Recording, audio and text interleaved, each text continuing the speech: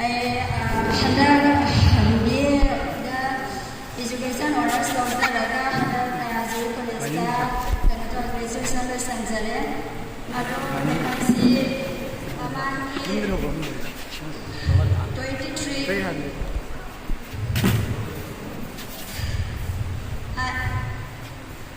Mi kita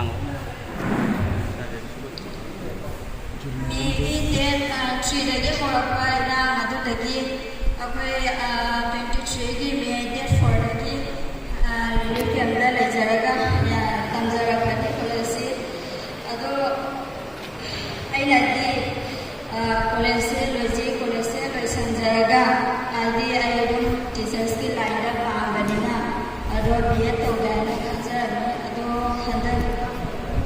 review amda le dagi awa nangatagi tanggal nangatagi longjaga keras leyre ado nasi medam sarana aibo sibiduna thagar bahai kaya photo piraga enonda sibiduna awa bagi mathemra pandura pase medam ngai ne thagar wahai